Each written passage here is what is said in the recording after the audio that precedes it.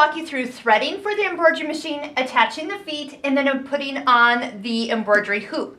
Now when you turn it on and you have the embroidery module on, the first thing you're going to get is that message. Remove the hoop, which I have. Make sure everything is clear from the embroidery arm because it's going to calibrate, and then attach the recommended presser foot. Okay, green check mark on the screen.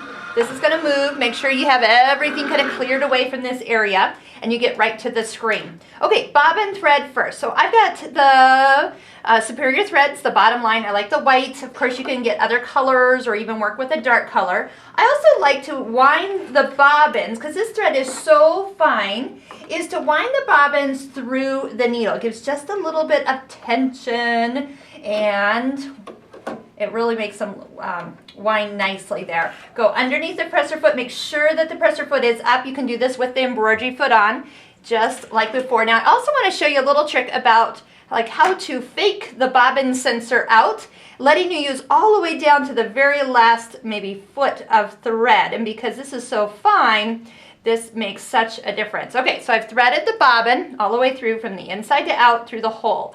Come up here, put the bobbin in place. Okay, bobbin. Might have to lift that up a little bit. Yes. Push the bobbin all the way over. Make sure this sits in the little groove here. Now, when this starts to wind, so it fills up just the top part just a little bit up in that top groove, and then what I'm going to do is I'm going to push my finger down on this thread, and so it fills up the bottom first and doesn't leave as much thread in the top. Once the bottom is used up, that's when the sensor goes off, okay? So here we go. I might even start a little bit slower. I'm going to go ahead and wind, push the play button here, tapping it down, so I bump the thread to start filling down at the bottom. Now we're going to speed her up, okay? We can stop and cut this thread, or I'm going to just hold on really tight until it breaks. Okay, so that's going to wind a really nice, tight, full bobbin for what you want. I tend to go ahead and buy an extra pack of bobbins, wind your entire spool of bobbin thread that you have bought, and then they're all ready to go. Okay, so once this is done, we'll go ahead and switch over. We're going to start off with the R foot, but we've talked about this optional sensor Q foot. So halfway through the videos, we'll go ahead and put that on, because you do have to actually unscrew and replace this on the side, take off the foot and ankle as you go. As you're noticing, you can see how full this actually winds, and you get a lot of use out of your embroidery bobbins. Love, love that. All right, fill it all the way up. It'll stop spinning when it can't put any more on there. That's looking good. So I can go ahead and turn it off right here. Slide this off and keep winding. But for today, we'll just go ahead and do that. All right, embroidery thread. You have the links to the embroidery thread videos that we have done, where we talk about different kinds of embroidery threads, what really works best for your machine. So we're going to start off with the R foot here. We'll go ahead and thread the needle. The needle is an embroidery needle. It is a sharper needle for regular embroidery. And the R foot has this little kind of north and south part of the foot.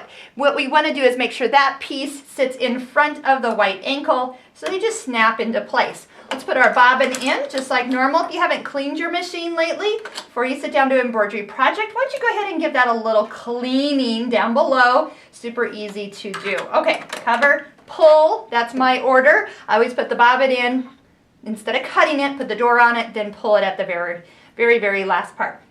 Okay, your machine is always going to give you a recommendation based on your design. You pick which hoop it fits in.